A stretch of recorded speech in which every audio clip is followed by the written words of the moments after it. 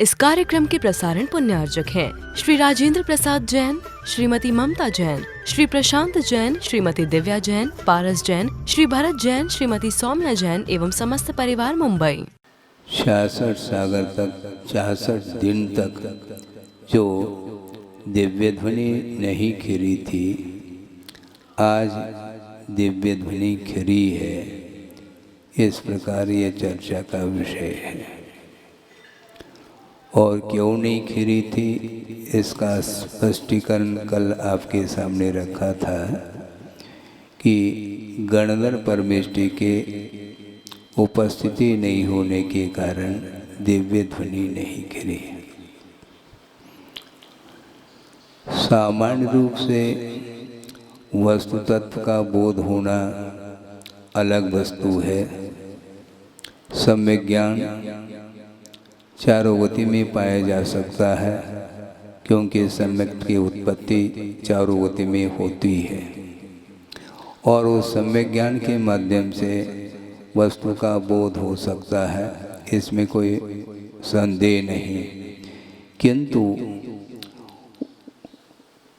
वस्तु तत्व की जो विराटता है, जो गूढ़ता है, जो सूक्ष्मता है, उसका स्पष्टीकरण करने के लिए गणधर परमेष्टि की आवश्यकता पड़ती है। द्वादशांग की रचना गणधर परमेष्टि ही करते हैं। वे श्रुत केवली माने जाते हैं। श्रुत केवली अन्य भी हो सकते हैं समोचरण में, किंतु गणधर पद ये अपने आप में सर्वोच्च पद माना जाता है। और भी प्रतिगणधरों की भी व्यवस्था होती है, वो अलग है, किंतु जो प्रमुख गणधर के रूप में स्वीकार करते हैं गौतम स्वामी के लिए।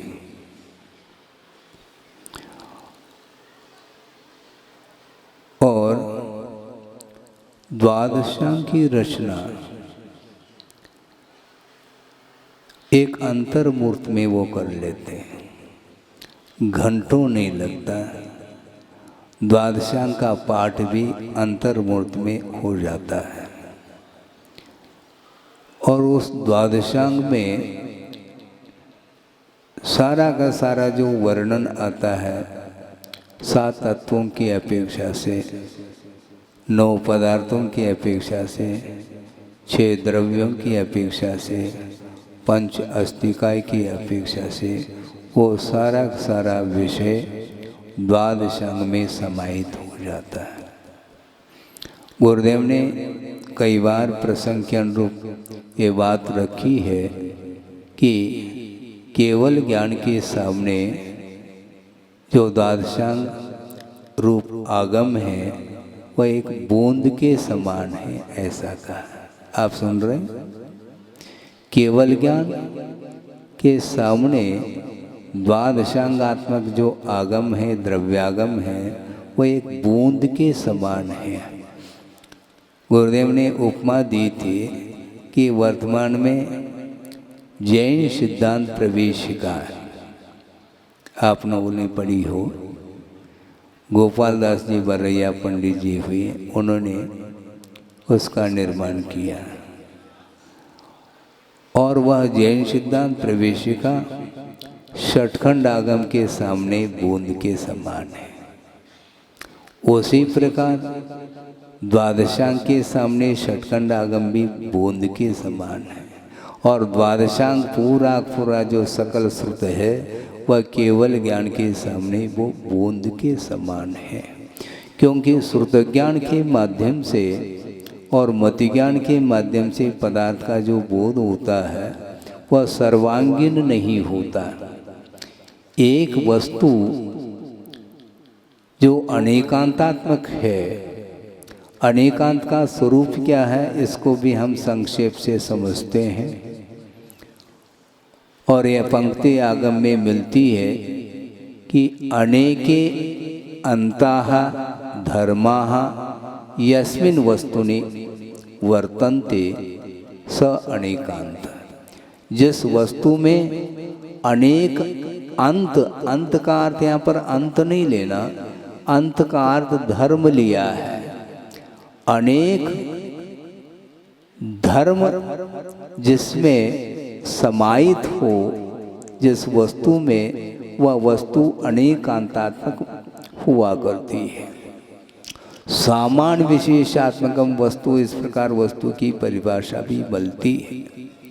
तो वह एक वस्तु के अंदर गुण और पर्यायों के अपेक्षा से अनंतता समाहित है और ऐसे अनंतानंत पदार्थों को जानने की क्षमता, जो कि वह पदार्थ मूर्तात्मक भी है, चेतनात्मक भी है, उन सभी पदार्थों को, अनंतानंत पदार्थों को और उन पदार्थों के अंतर्गत जो अनंत गुण और अनंत पर्याय हैं, इन सबको एक साथ एक समय में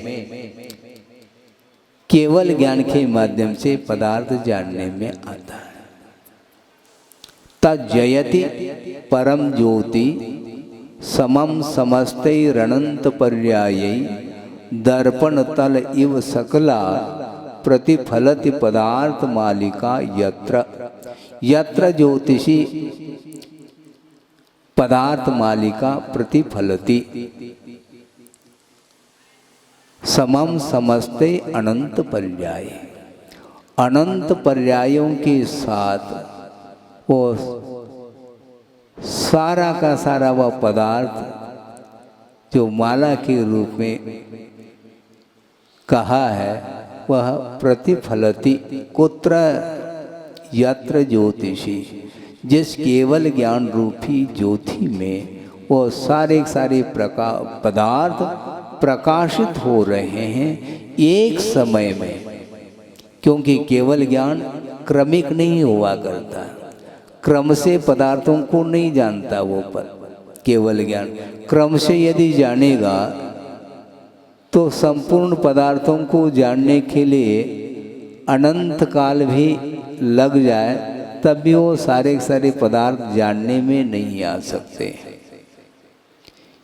किंतु आचार्य कहते हैं सर्वद्रव्य पर्यायेषु केवलस्य, केवल ज्ञान का जो विषय है वह संपूर्ण पदार्थ है और संपूर्ण पर्याय हैं। इन सबको एक साथ एक समय में जानने की क्षमता रखता है। इस प्रकार वह केवल ज्ञान है। इसलिए केवल ज्ञान के माध्यम से समस्त पदार्थों को जानने के उपरांत अब श्रुत ज्ञान के माध्यम से जो हम और आप जान रहे हैं, उसका अनंतवा हिस्सा ही जानने में आता है। किनको? गणधर परमेष्टि को। केवल ज्ञान के माध्यम से संपूर्ण पदार्थ को जानने के उपरांत भी भगवान के जो दिव्य ध्वनि कीर्ति है, उसमें वह सारा पदार्थ नहीं आ सकता। उस दिव्य ध्वनि में उसमें भी अनंतवा हिस्सा ही आता है। इसलिए आगम में ये उल्लेख है, अनंत बहुभाग जो विषय हैं, ज्ञेय पदार्थ हैं, वो सारे अकथ्य है ऐसा कहा, अर्थात जिनका कथन किया नहीं जा सकता। कथन करने के जो अयोग्य होते हैं उसका नाम अकथ्य कहा है, और अनंतवा भाग ही कथन करने में आता है, और उसमें भी उस दिव्य ध्वनि का भी अनंतवा हिस्सा ही गणधर परमेष्टि के द्वारा जानने में आया है। और दिव्य ध्वनि का आधार लेकर के गणधर परमेष्टि ने अंतर्मूर्त में द्वादशांग की रचना की है। और वो श्रुतज्ञान के माध्यम से पदार्थ का विश्लेषण, सर्वांगीण विश्लेषण, एक गुणधर्म को लेकर के मुख्य और गौण पद्धति से उन्होंने विश्लेषण किया है। एक पदार्थ है, वह नित्य भी है और अनित्य भी है। महाराज ये क्या कहना चाह रहे हैं? यह स्ववचन बाधित जैसा हो रहा है। आप जिस पदार्थ को नित्य कहना चाहते हैं उसी पदार्थ को आप अनित्य भी बोल रहे हैं। यही तो अनेकांत है। एकांत है कहाँ? क्योंकि विवक्षा को करके ही वस्तु तत्व का विश्लेषण किया जा सकता है। नयों का आलम्बन लेकर के ही विश्लेषण संभव है। ज्ञान के माध्यम से वस्तु की समग्रता ग्रहित हो सकती है, किंतु उसका विवेचन जो होगा वह क्रमशः होगा। प्रमाण के माध्यम से समूचे पदार्थ को जान ले और जानने के उपरांत उस प्रमाण के द्वारा ज्ञात जो वस्तु है उस वस्तु के विषय में एक धर्म को प्रासंगिकता देते हुए, मुख्यता देते हुए वस्तु तत्व का विश्लेषण होता है। इसी का नाम अनेकांत बोलते हैं। महाराज, वस्तु नित्य है तो किस विवक्षा से नित्य है? द्रव्य की अपेक्षा से वस्तु नित्य है। द्रव्य का कभी भी विनाश नहीं हो सकता, यह यथार्थ सत्य है ये। और गुरुदेव ने कई बार ये कहा है श्रमणों के लिए कि देखो, वस्तु हमेशा बनी रहती है, अविनश्वर है। इसलिए वस्तु तत्व का जब चिंतन करते हैं, द्रव्य को विवक्षा बना करके जब चिंतन करते हैं तो भय समाप्त हो जाता है। क्यों? जो वस्तु मिटेगी नहीं तो डर किस बात को लेकर के होगा? न मे मृत्यु कुतो भीति,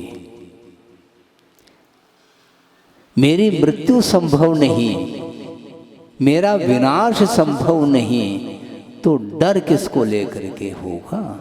न मे मृत्यु कुतो भीति, न मे व्याधि कुतो व्यथा, ना हम बालो न वृद्धो हम, न युवैता निपुद्गले। न बालक हूँ, न युवा हूँ, न वृद्ध हूँ। ये जितने भी पर्याय हैं ये सारे सारे पौद्गलिक पर्याय हैं। इसलिए मेरा मरण कहाँ होगा? इस प्रकार द्रव्य का आलम्बन लेकर के चिंतन करते हैं तो निश्चित रूप से अविनश्वरता का भान होता है। इसलिए डर भीति समाप्त होती है।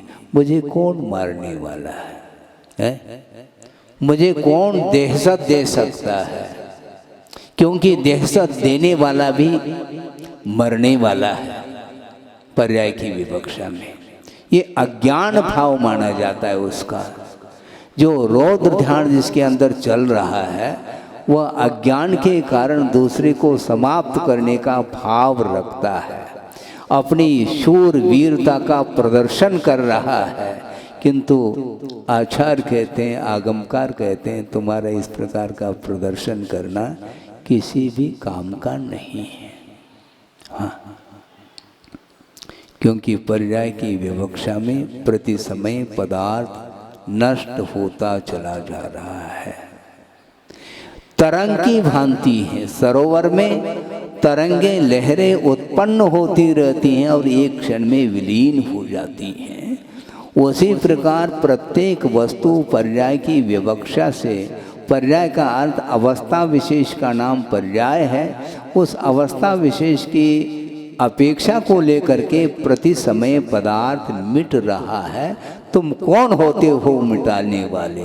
वो स्वयं मिट रहा है और मिटाने का भाव रखते ये अज्ञान का परिणाम है। आक्रमण हो जाता है, पर चक्र का आक्रमण। हाँ ठीक है, करते रहो। एक दूसरे के ऊपर आक्रमण करने की ये आदत है, ये अज्ञान का परिणाम है। मोह की परिणति के कारण इस प्रकार हो रहा है, उसे ज्ञात नहीं है, लेकिन करता है वो इस प्रकार।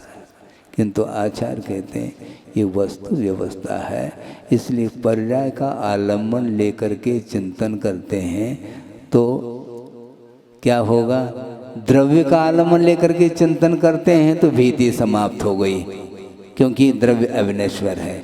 किंतु अवस्था विशेष को लेकर के चिंतन करते हैं तो क्या होगा? तो आचार्य कहते हैं वैराग्य उत्पन्न होगा निश्चित रूप से। क्योंकि पदार्थ जब विनाशशील है, नष्ट होने वाला है तो मैं इसका भोक्ता कैसा हो सकता हूँ, मैं इसका कर्ता कैसा हो सकता हूँ, मैं इसका स्वामी कैसा बन सकता हूँ? संभव नहीं है। फिर भी अज्ञान के कारण छोटे छोटे निमित्तों को लेकर के कर्तृत्व, स्वामित्व और भोक्तृत्व बुद्धि को लेकर के संघर्ष करना प्रारंभ करता है संसारी प्राणी। उसको बोध नहीं है। बोध देने के उपरांत में वह उस बोध के प्रति उपेक्षा की दृष्टि रखता है। कहे सीख गुरु करुणाधार, करुणा को धारण करके शिक्षा दे रहे हैं, देशना दे रहे हैं आचार्य, किंतु उसकी आंखें खुल नहीं पा रही है। मोह का अंधकार छाया हुआ है चारों ओर, वह ज्ञान का प्रकाश काम नहीं करता उसके लिए। वैराग्य धारण करना चाहो तो निरंतर पर्याय को लेकर के चिंतन करना चाहिए। इस प्रकार गुरुदेव का हर पल उपदेश रहता है। और कुंद कुंद स्वामी ने स्पष्ट शब्दों में कहा है, समये समये विनश्यते उभयम। उभय का अर्थ दोनों, भोग्य पदार्थ और भोक्ता, ये दोनों मिट रहे हैं प्रतिक्षण। फिर भी भोक्तृत्व भाव बना रखता है, मैं इसका भोक्ता हूँ। षटखंड अधिपति, हाँ रखो तुम अधिपति हैं। तीन लोग के नाथ हैं, उनका ये कहना है ये तीन लोग अपने आप में स्वतंत्रता को लेकर के मैं इसका स्वामी नहीं हो सकता। आप उनके लिए कह रहे हैं आप तीन लोग के नाथ, किंतु वो तीन लोग के नाथ को वो स्वीकार करते नहीं भगवान। ये आपकी भक्ति के कारण इस प्रकार कुछ शब्द आपके मुख से निकल रहे हैं।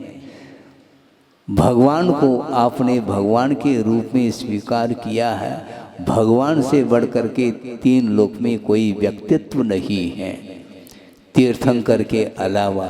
इस प्रकार एक भक्त की भक्ति है, किंतु सिद्धांत ये कहता है, भगवान इस प्रकार कह रहे हैं सिद्धांत की दृष्टि से, कोई भी किसी का स्वामी नहीं हो सकता। यदि होता है तो स्वयं का ही स्वयं स्वामी होता है, पर का नहीं हो सकता।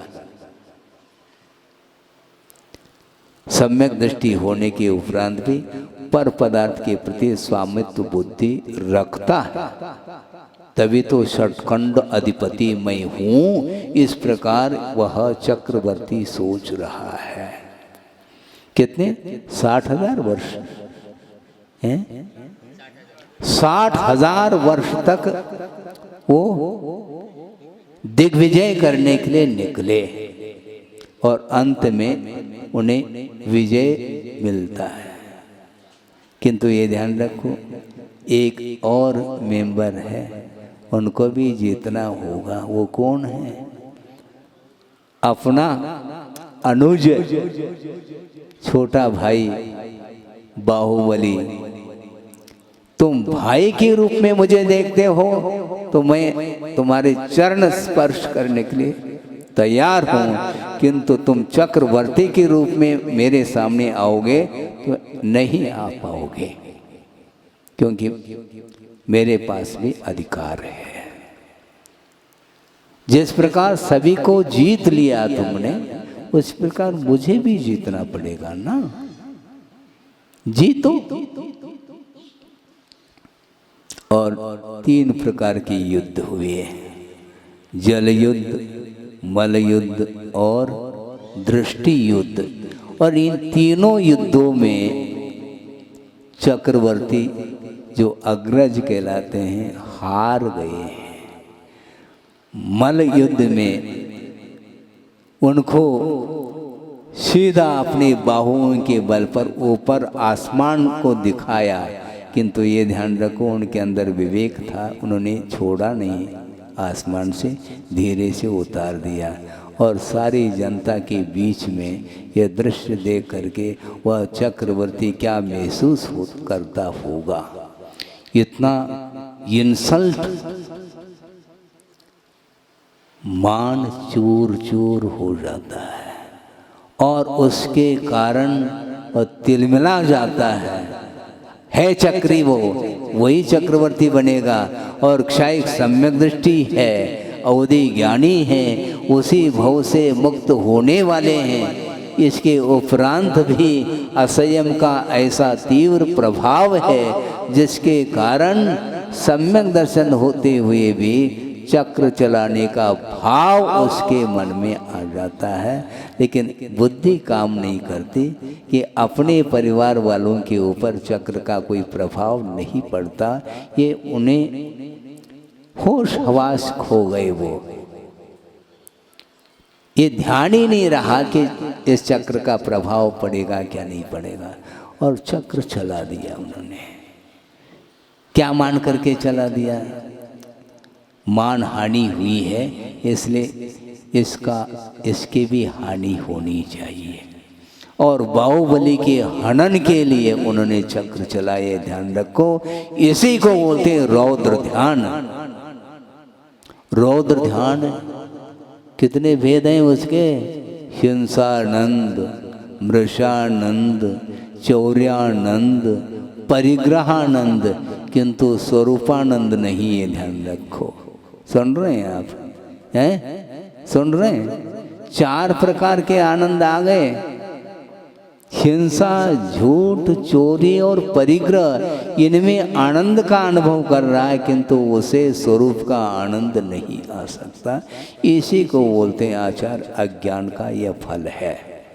हालांकि उसके पास सम्यक दर्शन है, श्रद्धान है वस्तु तत्व के ऊपर, इसके उपरांत भी असंयम के कारण वह इस प्रकार वह कर रहा है और चक्री हार गया। इसके उपरांत बाहुबली को भी वैराग्य हो गया। अब तुम ये बनो चक्री, मुझे कोई आवश्यकता नहीं, यह वैभव इसका स्वामी तुम हो, मैं नहीं हो सकता, तुम बने रहो। और वो निकल गए। वस्तुतः ये अज्ञान है, इसके उपरांत भी बात समझ में नहीं आती मैं क्या बोल रहा हूँ। प्रत्येक समय जब पदार्थ विनाशशील है पर्याय की विवक्षा में, तो किसको सुरक्षित रखने का भाव मन में आता है? लेकिन आता है। आप लोग अपने अपने घर को छोड़ करके आए हैं, उस घर के प्रति स्वामित्व भाव आपका है क्या? नहीं है? यदि नहीं है तो ताला क्यों डालते हैं आप? हैं? ताला क्यों डालते हैं घर के लिए? अलीगढ़ कंपनी का हैं? ऐसे बोलते हैं ते गुरुदेव, हैं? अलीगढ़ कंपनी का ताला डालो और चाबी अपने पास रखो, हैं? बहुत कठिन होता है। फिर भी कहो कि मेरा पर पदार्थ के प्रति कोई स्वामित्व भाव नहीं है, संभव नहीं है।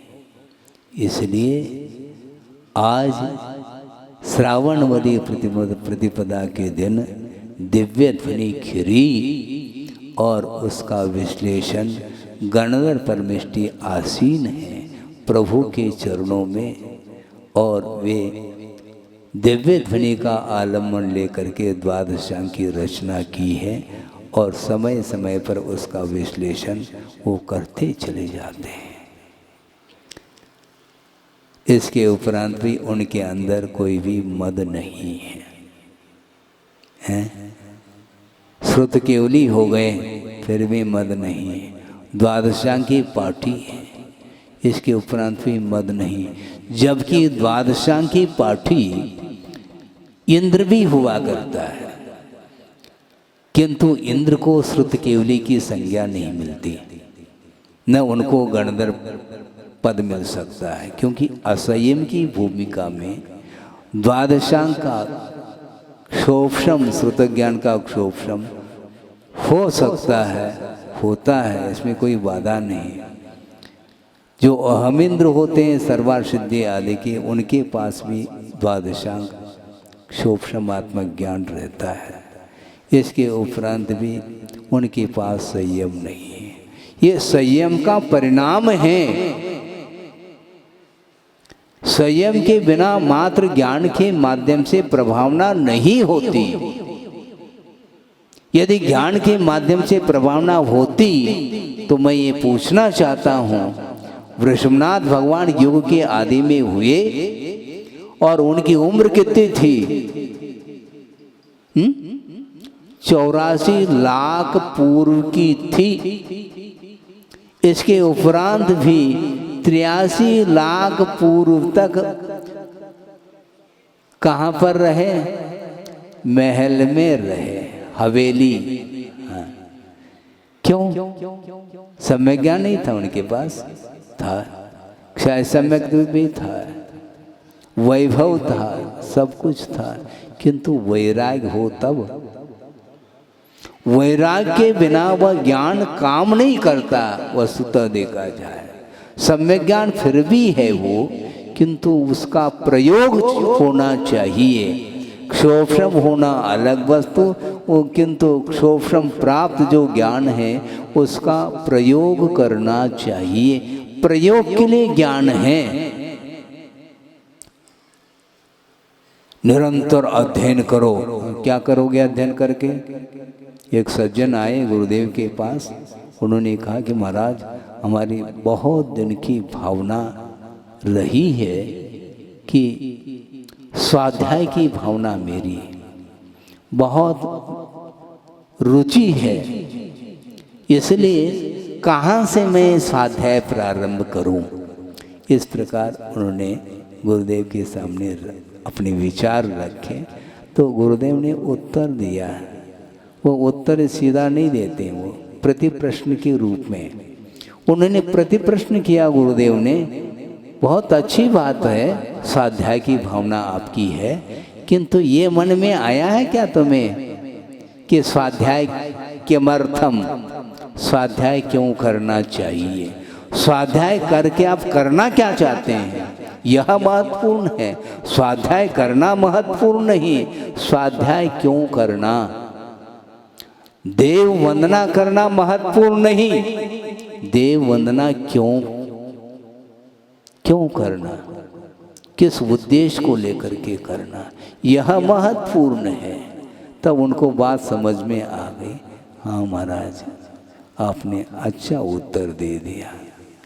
वस्तुतः कर्म क्षय के लिए, संसार से ऊपर उठने के लिए, मोक्ष प्राप्त करने के उद्देश्य को लेकर के ही निरंतर स्वाध्याय आदि ये अनुष्ठान किया जाता है।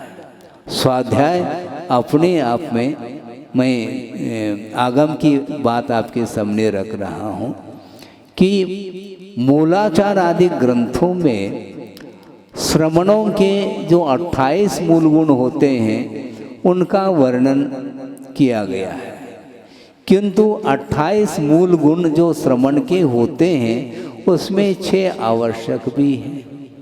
5 महाव्रत, 5 समिति और 5 इंद्रिय दमन, 6 आवश्यक और 7 शेष गुण। इस प्रकार ये 28 मूल गुणों की संख्या हो गई। इसमें जो 6 आवश्यकों का जो क्रम आता है उसमें स्वाध्याय को अंतर्भूत नहीं किया।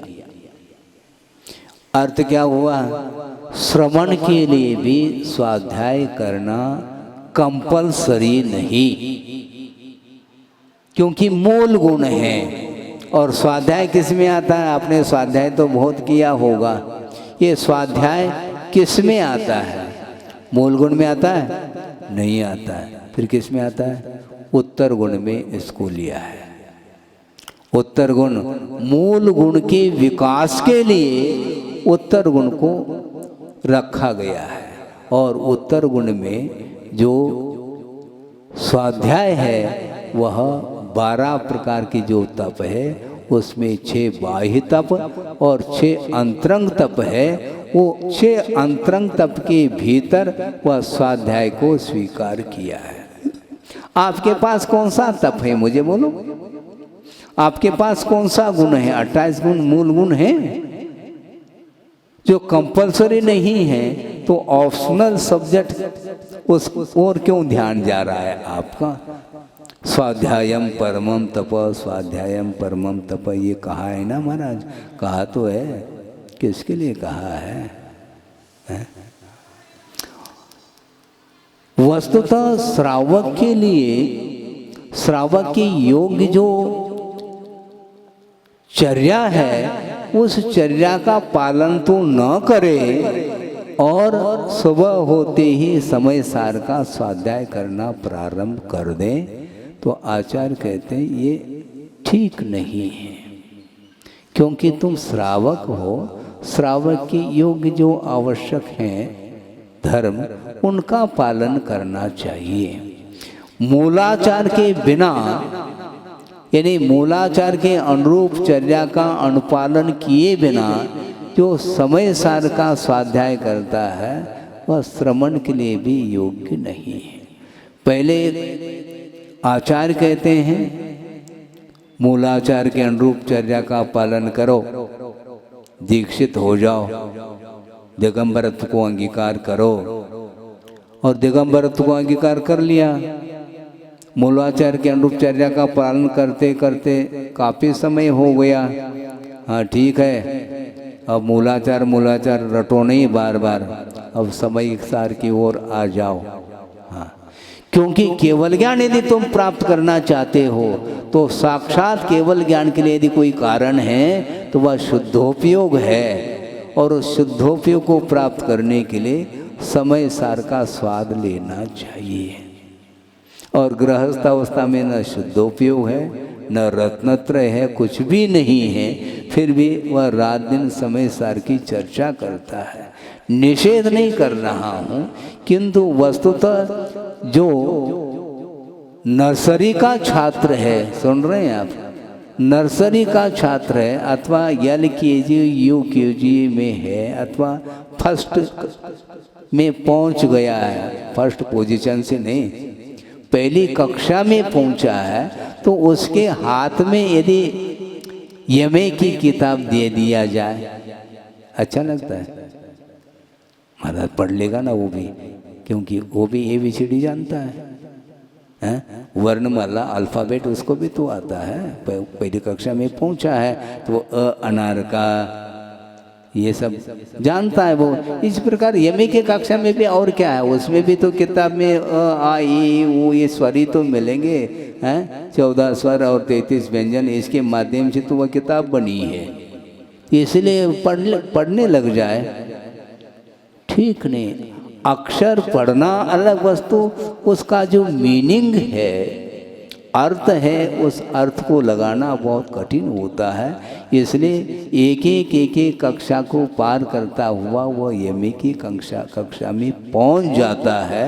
उसी प्रकार श्रावक को भी ये चाहिए कि सर्वप्रथम अष्टमूल गुणों का पालन करे, इसके बाद धीरे धीरे श्रावकाचार के अनुरूप अनुव्रतों का, प्रतिमाओं का भी पालन करने के लिए पुरुषार्थ करे, क्योंकि श्रावक की यही भूमिका है। और श्रवण की भूमिका में मूलाचार और मूलाचार के उपरांत समय सार का स्वाध्याय वो करता है। तो ऐसी स्थिति में पर वस्तु के प्रति स्वामित्व भाव संभव नहीं है श्रवण के लिए, किंतु श्रवण की भूमिका से जो नीचे है वह हमेशा पर वस्तु के प्रति स्वामित्व भाव रखता है। अपनी शूरवीरता का वह प्रदर्शन करता है, किंतु श्रवण बनने के उपरांत आचार्य कहते हैं शूरवीरता की आवश्यकता नहीं। अब वीर रस की कोई आवश्यकता नहीं, अध्यात्म रस की आवश्यकता है। प्रवचनों में कई बार गुरुदेव ने कहा हमें शास्त्रार्थ नहीं करना है, शास्त्राभ्यास करना है। सुन रहे? मुझे किसी के साथ संघर्ष नहीं करना, सामने वाला यह शत्रु है, इसके ऊपर प्रहार करो, गलत बात है। कर्मों के ऊपर प्रहार करने के लिए अवसर है। इसलिए ध्यान रूपी खड्ग को लेकर के मोहनी कर्म को पछाड़ा जाता है, उसको परास्त किया जाता है। इसको बोलते हैं श्रवणता, श्रामण्य बोलते हैं इसको। ये सब छोड़ करके, जो छोड़ करके आए हैं उसी को बार बार दोहराता है, तो फिर वह कभी भी उसका जीवन विकसित नहीं हो सकता।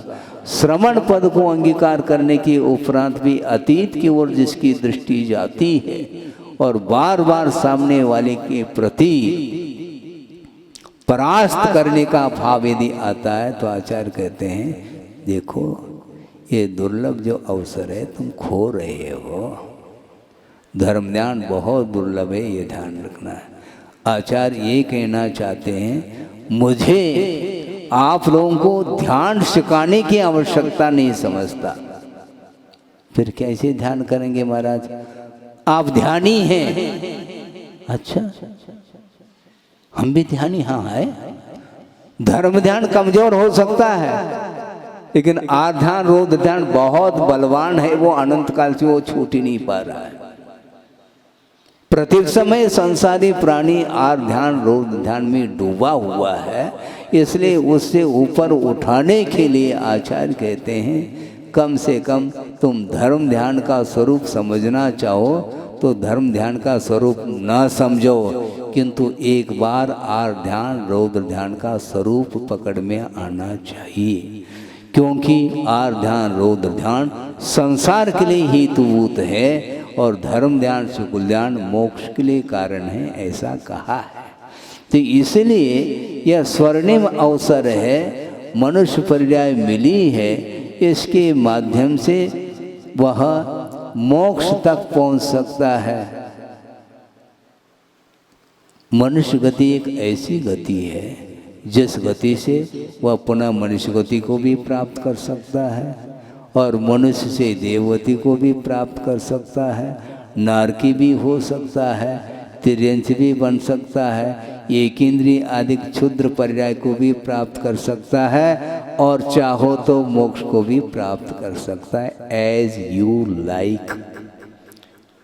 इस कार्यक्रम के प्रसारण पुण्यार्चक थे श्री राजेंद्र प्रसाद जैन, श्रीमती ममता जैन, श्री प्रशांत जैन, श्रीमती दिव्या जैन, पारस जैन, श्री भरत जैन, श्रीमती सौम्या जैन एवं समस्त परिवार मुंबई।